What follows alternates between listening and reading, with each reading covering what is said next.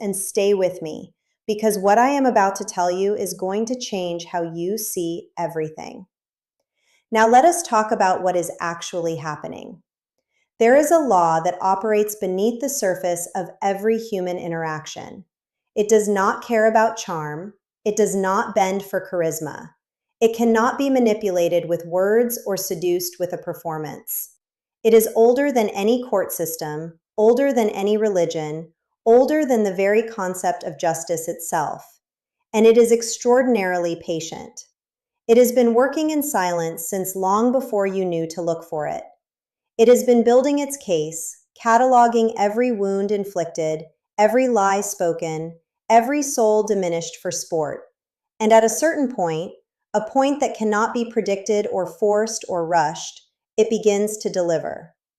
The narcissist who betrayed you is not exempt from this law. No matter how invincible they appeared, no matter how easily they seemed to glide through life while you were rebuilding yourself from pieces, no matter how many new people fell for their charm or how convincingly they played the innocent, the law does not care about their performance. It only cares about what is real, and what is real has been accumulating inside them for longer than you know. Here is the first sign. Watch carefully because it does not announce itself loudly. They are losing the ability to maintain the mask. You have to understand what a narcissist's life actually is beneath the surface they project. It is not the confident, effortless existence it appears to be from the outside. It is an exhausting, relentless, all-consuming performance.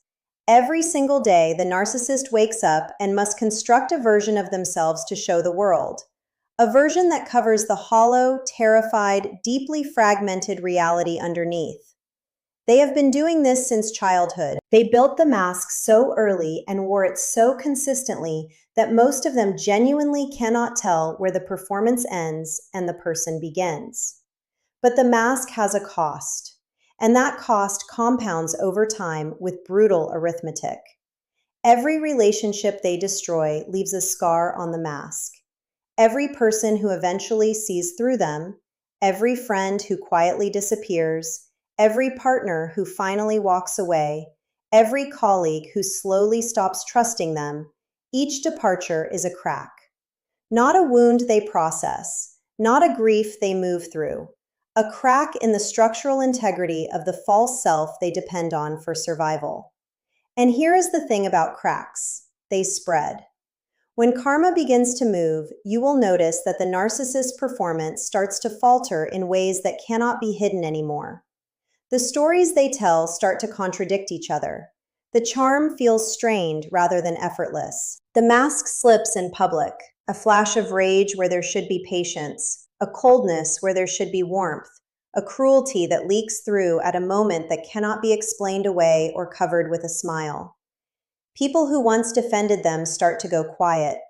Allies begin to drift. The social architecture they spent years constructing begins to develop visible fractures.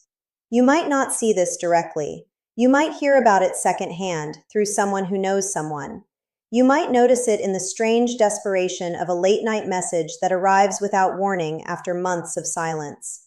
You might sense it in the way they suddenly need to be visible, posting compulsively, performing publicly, overclaiming and over-explaining in ways that feel less like confidence and more like panic. Confidence does not need an audience at midnight. Confidence does not need to remind people how well it is doing. What you are watching when you see that behavior is not strength. It is the beginning of structural collapse.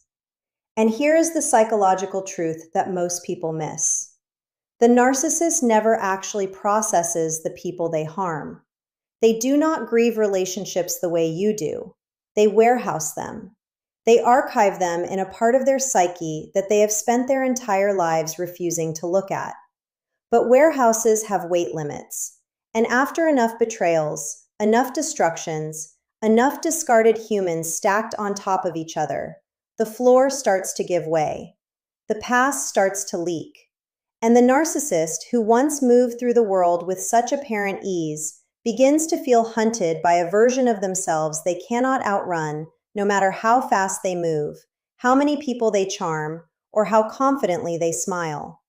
They are losing the mask, and the world is beginning to see what was underneath it all along. Let that sit for a moment. Now the second sign. And this one is quieter, more internal, more devastating in its own way. They are becoming a prisoner of the emptiness they always had but could never feel. One of the most disorienting things about recovering from narcissistic abuse is the moment you realize that the person who destroyed you was never actually capable of the connection you thought you were building. The love bombing, the intimacy, the moments that felt so real and so rare and so precious, none of it was what you believed it to be. It was a simulation, a masterful, devastating simulation. Because the narcissist, beneath all their bravado and cruelty and performance, is fundamentally and profoundly empty. Not metaphorically empty, structurally empty. There is a void at their core where authentic self-awareness, genuine empathy, and real emotional connection are supposed to exist, and there is nothing there. Just a cold, echoing hollow that they have spent their entire existence trying to fill from the outside. And for a long time, they could. New supply, new admiration, new sources of validation, new people to reflect back the image of themselves they needed to survive. The cycle of idealize, devalue, discard kept moving forward, and the emptiness stayed manageable. Painful, yes, but manageable. But karma does not allow this cycle to continue indefinitely. At a certain point, the supply dries up. Not all at once, gradually. The way water table drops during a drought. Imperceptibly at first, and then suddenly critical. The people who used to provide the admiration start to see through the performance. The new relationships they form become harder to maintain because the mask is cracking, because word travels, because something in how they engage has grown desperate rather than magnetic. And as the supply decreases, the emptiness, that foundational, primordial emptiness that was always there, begins to expand. This is when the narcissist begins to encounter themselves for the first time. And it is not a gentle meeting, because without the constant noise of supply, without new people to charm and conquer and discard, without the intoxication of power and control to drown it out, the silence arrives. And in the silence, they begin to feel what they spent decades running from. Not guilt necessarily. Their capacity for genuine guilt is limited, but something adjacent to it, something uglier, a formless dread, an awareness of their own wrongness that they cannot metabolize or explain or project away. They start to experience the emotional consequences of a life spent treating people as objects, not through moral reckoning, but through a growing, suffocating isolation that follows them into every room, every relationship, every carefully constructed performance. You have to understand what this feels like from the inside, to be surrounded by people and feel utterly alone, to have someone beside you and feel nothing, no warmth, no genuine connection, no relief from the cold. To spend your entire existence hunting for something outside yourself that can fill the gap inside you, only to find that the gap has grown larger than anything outside can reach. That is the narcissist's private hell. And karma, when it finally moves, stops allowing them to escape it. They lie awake at night, not thinking about you, do not make that mistake, but thinking about themselves, which is all they have ever been able to do. And those thoughts, without the distraction of new supply, without the intoxication of control, begin to turn dark and circular and inescapable. They replay moments not out of remorse, but out of a compulsive, disturbed need to rewrite them. They revisit old wounds, not the ones they caused, but the ones they received, real or imagined, because blaming others is the only psychological mechanism they have ever developed.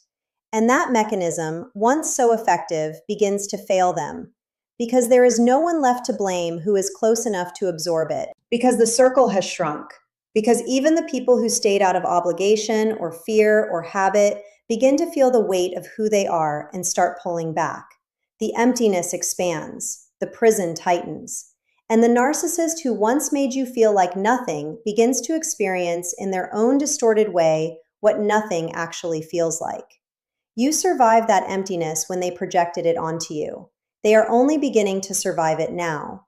And unlike you, they have no real emotional tools with which to do it. Do you feel that? That is not cruelty. That is not revenge. That is the universe maintaining its own arithmetic. Stay here with me because the third sign is the one that most people never talk about. The one that operates so far beneath the surface that only those who have studied the psychology of this kind of person can see it clearly. But once you see it, you cannot unsee it. They are haunted by you. Not in the way love haunts someone, not with warmth, with something that frightens them. This sounds counterintuitive, I know. The narcissist discarded you. They moved on without apparent remorse. They replaced you, possibly within days. They told a story in which you were the problem. They acted as though you had never mattered.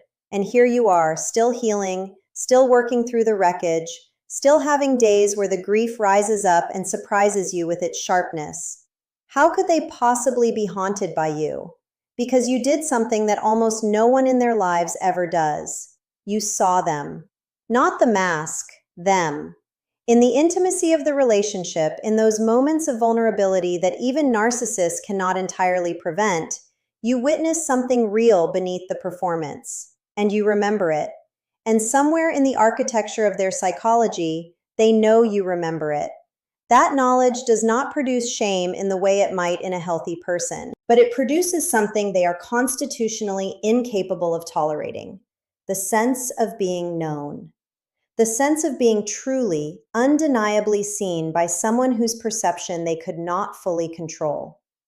This is why narcissists often return, not out of love, not even out of longing in any meaningful emotional sense, but because the person who saw behind the mask holds a kind of power over them that no one else does. You are unfinished business not because your connection was real to them in the way it was real to you, but because you remain, in their psychological landscape, an unanswered question, a witness they cannot fully discredit, a mirror they shattered but could not destroy. And when karma moves in on them, when the mask is cracking and the supply is drying up and the emptiness is expanding, they begin to think about the people they discarded, not with love, with a desperate, searching quality that they would never name and barely understand. They scroll old messages. They drive past old places. They ask mutual contacts casual questions that are not casual at all. They watch your life from a distance, and what they see disturbs them in a way they cannot process cleanly. Because you are doing something they told themselves you could never do without them. You are rebuilding. You are healing. You are becoming, slowly and with enormous courage, more fully yourself than you were even before they arrived. And that, your quiet becoming, is more devastating